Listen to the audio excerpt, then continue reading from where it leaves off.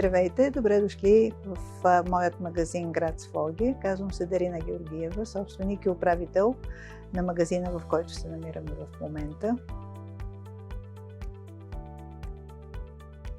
Стартирахме семейния бизнес 1999 година.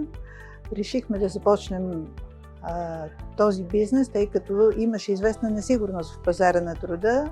След няколко смени на собствеността в предприятието, в което работих, реших да взема съдбата си в свои ръце. С помощта на семейството започнахме и от тогава до днес се занимаваме с това. В бизнеса помагат членовете на семейството ми, сина ми, снеха ми. Включват се активно, иначе не бих се справила сама. От самото начало сме се сблъсквали с много предизвикателства. Преодолявали сме ги по един или друг начин, но в основата беше нарастващата конкуренция на пазара, настъпването на вериги в града, което затрудни до известна степен бизнеса ни. Както казваше съпругът ми, когато започнахме бизнеса, започвахме да се учим да плуваме, защото скачаме в дълбокото и не се знае дали ще излеземе. До момента мисля, че не знам до каква степен сме се научили да плуваме, но се задържаме на повърхността.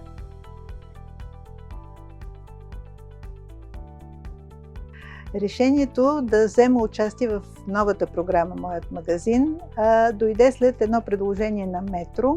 Включвам се без колебание, тъй като съм участвала и в старата програма, имам представа за предимствата, които предоставя програмата. Решихме, че трябва да поемеме някакво ново начало, да създадем нов облик на магазина, да създадем нови, по-добри условия за пазаруване в магазина. Подкрепа получихме във всяко едно отношение. Започвам с финансовата част, която не е без значение. След това практически насоки получихме за подреждане на магазина с участието на специалисти от Метро. Винаги, когато съм имала някакви въпроси, някакви затруднения, имам към кого да се обърна и винаги съм получавала адекватна реакция от тяхна страна.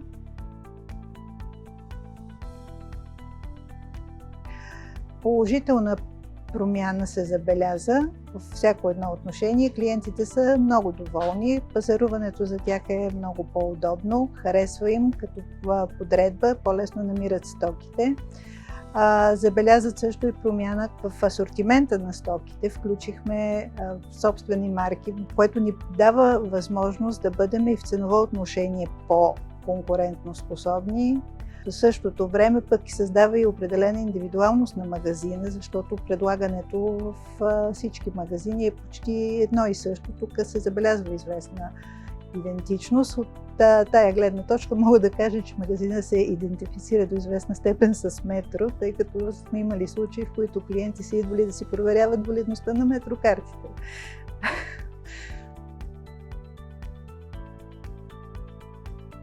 Резултатите във всички случаи вървят нагоре. Включването в програмата доведе до увеличаване броя на клиентите.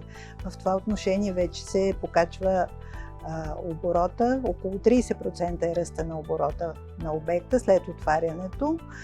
Клиентите са доволни, ние също. Съвета, който мога да дам на колегите, които имат предложение за включване в програмата, е да не се колебаят.